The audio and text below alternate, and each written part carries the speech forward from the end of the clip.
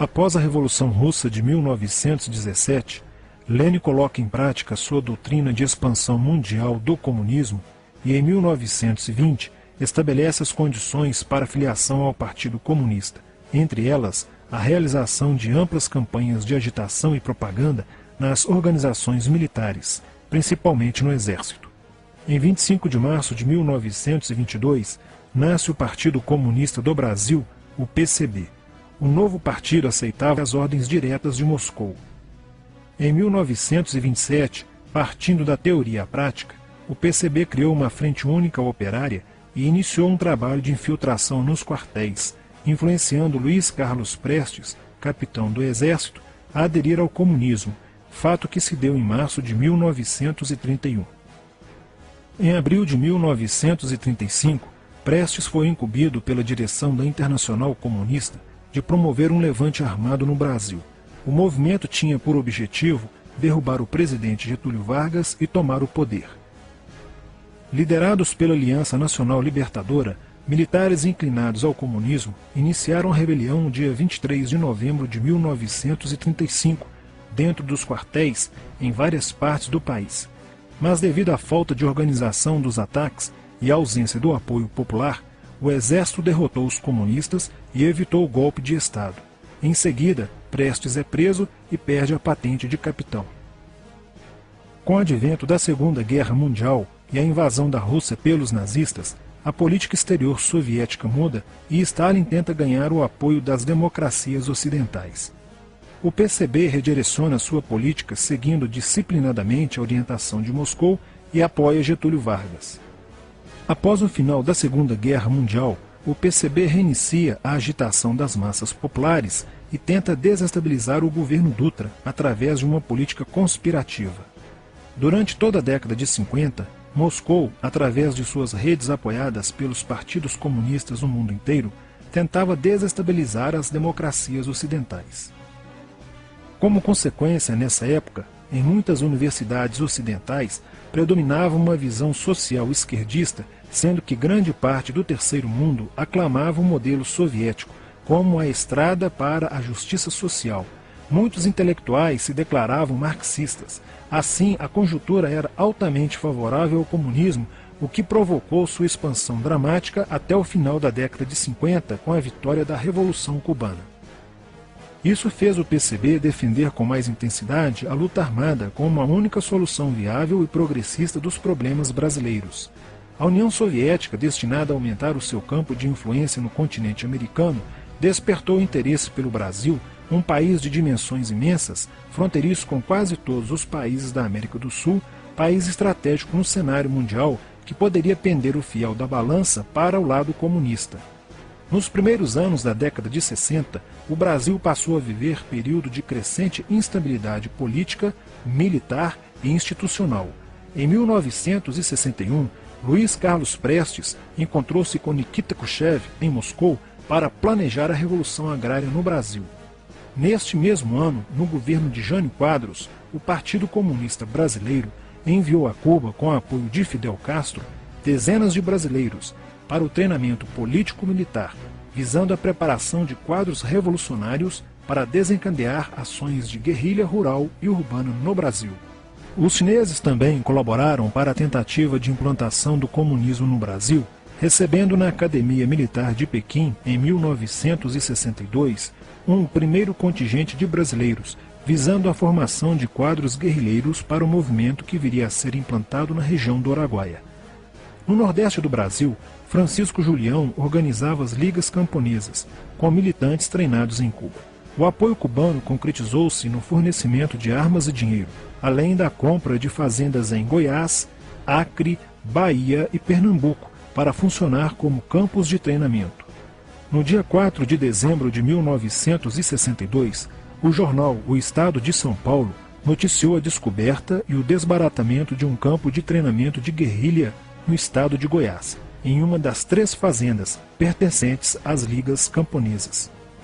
Enquanto isso, Goulart governava o país de uma forma pendular. Ora pendia para o lado dos comunistas, ora para o lado dos conservadores. Em setembro de 1963, tudo indicava que o país caminhava para uma revolução de esquerda, principalmente com João Goulart apoiando a sindicalização de sargentos, promovendo a quebra da hierarquia e da disciplina nas Forças Armadas.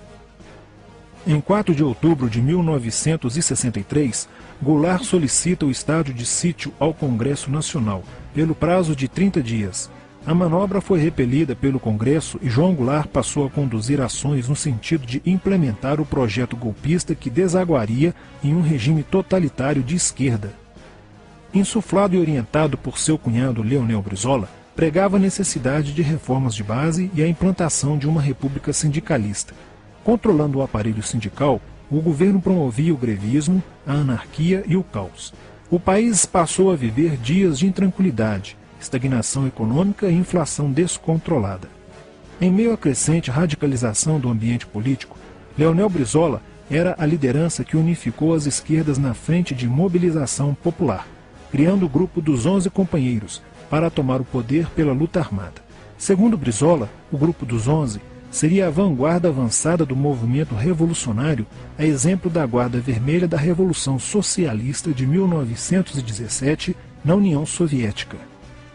Alheio às críticas que lhe endereçavam militares e oposição civil, João Goulart e o PCB mantinham entendimentos constantes. No dia 13 de março de 1964, um comício realizado na Praça Central do Brasil, no Rio de Janeiro, ficou conhecido como a Comissão das Reformas. Mais de 100 mil pessoas participaram, pedindo a legalização do PCB e a entrega de armas ao povo para a luta armada. No palanque estavam João Goulart, Miguel Arraes e Leonel Brizola. No dia 19 de março aconteceu a primeira Marcha da Família com Deus pela Liberdade, que reuniu 800 mil pessoas em oposição ao comício do dia 13, em demonstração do descontentamento de grande parte da população com os rumos que tomava a situação nacional, principalmente devido à impressionante demonstração de força, o tom radical dos discursos de Arraes e Brizola e a profusão de cartazes com a foice e o martelo. Em 20 de março, apoiados por Brizola e pela CGT, a Associação dos Marinheiros e Fuzileiros Navais do Brasil reuniu-se declarando um motim, dando origem a vários outros movimentos rebeldes no interior das Forças Armadas. Realizou-se em Niterói, na sede do Sindicato dos Operários Navais, um congresso continental de solidariedade a Cuba, com a participação de delegações latino-americanas. Luiz Carlos Prestes manifestou o desejo de que o Brasil fosse a primeira nação da América do Sul a seguir o exemplo de Cuba, se tornando uma nação comunista. Na véspera de 30 de março de 1964, João Goulart, ignorando o pedido de assessores e do seu líder na Câmara, Tancredo Neves, compareceu à sede do Automóvel Clube para uma homenagem da Associação dos Sargentos da Polícia Militar. No seu discurso, Goulart defendeu a mudança na Constituição para que pudesse concorrer às eleições presidenciais de 1965, desagradando a Carlos Lacerda, Magalhães Pinto e Juscelino Kubitschek, pré-candidatos à presidência da República. O golpe da esquerda já estava preparado para 1º de maio de 1964, caso o Congresso Nacional não aprovasse as mudanças. A imprensa brasileira, bem como importantes setores da Igreja Católica, do meio empresarial e a maior parte do Congresso Nacional exigiam ações das Forças Armadas para conterem os comunistas no Brasil. Ao final de março, jornais como o Globo, Jornal do Brasil, Correio da Manhã e Diário de Notícias pregaram abertamente a deposição do presidente João Goulart. Nos bastidores dos acontecimentos, os serviços secretos dos Estados Unidos e da União Soviética trabalhavam intensamente, tentando cada um fazer a balança pender para o seu lado, não medindo esforços para levarem o Brasil a uma guerra civil. O general Olímpio Mourão Filho resolveu partir com suas tropas sediadas no estado de Minas Gerais para o Rio de Janeiro. O general Castelo Branco, ao saber disso, telefonou para Magalhães Pinto, governador de Minas Gerais, com o intuito de segurar o levante. O governador mineiro argumentou que, uma vez iniciada a revolução, seria um erro parar, pois alertaria as forças fiéis a Goulart, podendo agravar a situação. A falta de reação do governo Goulart e dos grupos que lhe davam apoio foi notável. Não se conseguiu articular uma reação armada por parte da esquerda. Também fracassou uma greve geral proposta pelo Comando Geral dos Trabalhadores, em apoio ao governo.